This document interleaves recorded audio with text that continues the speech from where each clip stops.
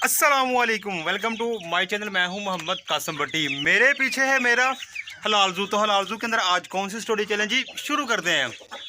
भाई अंडों का सीज़न आ गया है, ये तो सबको पता चल चुका हुआ है। और आज की खबर ये भी है कि हल्की फुल्की बर्फबारी भी शुरू हो चुकी हुई है, मतलब कि सर्दी अब बढ़ने वाली है।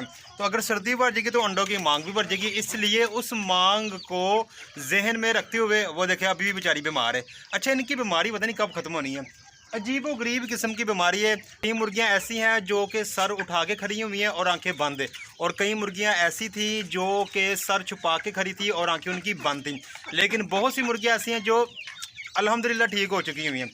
भाई मैंने प्लान किया कि अब ना अंडे तो मैं इकट्ठे कर रहा हूँ आस्ता आस्ता, लेकिन अंडे देने के लिए ना कोई प्रॉपर जो जगह है ना वो नहीं मुर्गियों को मिल रही थी। तो इसलिए ना अब मेरे पास ना एक ये बीमार मुर्गी है, एक वो अंदर बैठी हुई है। दो मुर्गियाँ रह गई जो बीमार है, जो ढीली हैं। बाकी सारी एक्टिव हो चुकी हुई हैं और अंडे दे रही है। भाई कुछ मुर्गियाँ ऐसी थी जो मेरे पास पुरानी थी ना, और डकी थी, वो बड़ी जालिम मुर्गियाँ थी और डकी बहुत जालिम थी। मतलब कि उनको खाने पीने का जो था ना सिलसिला, वो किसी और के साथ नहीं करती थी, खुद ही खाते पीती थी। इसलिए भाई मैंने अलग ही बंद कर दिया। इनको एक ये टोकरी रख के दिए और एक ये रख के दिए। यहाँ पे डकी अंडा देगी और यहाँ पे हैन अंडा देगी। दो हैन है, वो दोनों यहाँ पे अंडा देंगी।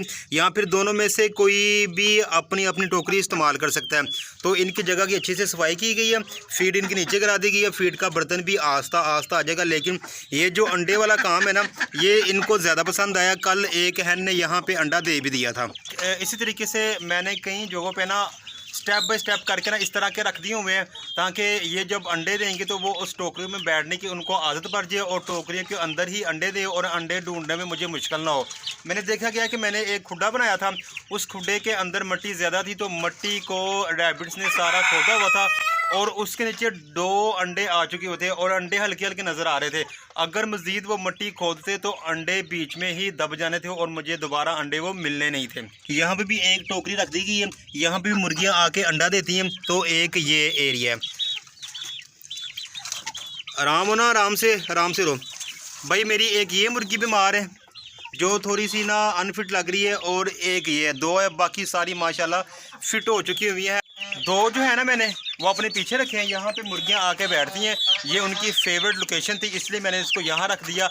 यहाँ पे जब उन्होंने अंडा देना होगा तो वो यहाँ आके अंडा दे देंगे। इसके अलावा ना तो क्या हो गया है, इसके अलावा ना ये जो है ना बड़ी डक, ये बहुत तंग करती है। इसके अलावा ये एक जगह थी, यहाँ पे मुर्गियाँ बैठना पसंद करती हैं। देखें अभी मुर्गियाँ बैठी हुई हैं, तो इसी जगह पे मैंने पराली आके बिछा दी थी।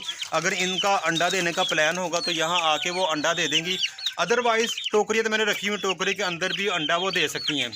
भाई ये जो मेरे हाथ में अंडा है ना, ये कोई आम अंडा नहीं है। इतना बड़ा अंडा ना मुर्गी नहीं दे सकती। आप अंदाज़ा लगाएं कि इतना बड़ा अंडा किसका हो सकता है। वो बड़ी डक्स का हो सकता है या फिर ये छोटी डक्स का हो सकता है, ये तो अंदाज़ा लगाना पड़ेगा। लेकिन पकड़ा मैंने, इसलिए मुझे पता ये किसका अंडा है। भाई ये जो अंडा है ना, ये अंडा असल में छोटी डक का है। अंदाज़ा करें कि अगर छोटी डक के अंडे का इतना ज़्यादा साइज़ है, जैसे विलायती मुर्गी का अंडा होता है ना, उससे भी बड़ा ये इसका साइज़ है। तो अगर ये जो छोटी डक है उसके अंडे का इतना साइज़ है, जो बड़ी डक जब अंडा देगी उसका साइज़ कितना होगा आप इमेजिन करें। बल्कि मैं भी इमेजिन ही कर रहा हूँ। अब देखें को वो कब अंडा देगी और कब उसका अंडा हमें देखना नसीब होगा। अगर उन्होंने 1-2 मंथ तक अंडे ना दिए तो फिर या तो मैंने उनको ज़िबा कर देना है या फिर उनको मैंने सेल कर देना है। 22 सिल्के के ना अंडे जमा हुए थे 6, तो 6 के 6 अंडे मैंने सेल कर दिए। भाई इसके अंडे का रेट मैंने 100 रुपया लगाया है। बाकी ये जो डकी के अंडे हैं ना या फिर एहन के अंडे, इसको 40 और 50 के दरमियान मैंने सेल करने हैं। तो इनके अंडे 6 जमा हुए थे, 6 के 6 मैंने सेल कर दिए।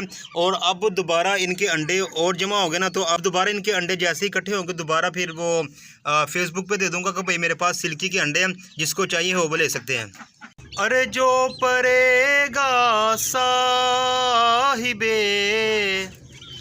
लोलाक के ऊपर दरूद, अरे जो परेगा साहिबे लोलाक के ऊपर दरूद, आग से महफूज उसका तन बदन रह जाएगा, पर रसूल अल्लाह का दीने हसन रह जा।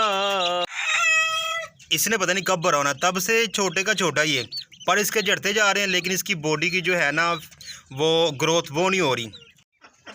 भाई मुर्गे दो हैं, तो मुर्गे की मुझे कमी नहीं है, दो काफ़ी हैं, दो ही मुर्गे काफ़ी होती हैं। वैसे भी ना अंडे ज़्यादा जो होते हैं ना वो फीड से ही होते हैं, तो मुर्गों का वैसे ही एम ही बस यूँ कहें कि एक चाचा के लिए मुर्गे रखे हुए हैं, अदरवाइज़ फीड ज़्यादा काम कर रही है। तो भाई आज की स्टोरी मेरी यही पर खत्म होती है। एक नई स्टोरी के साथ बहुत जल्द आपसे मुलाकात होगी, तब तक के लिए खुदा हाफिज़, अस्सलामु अलैकुम वरहमतुल्लाहि वबरकातुहू।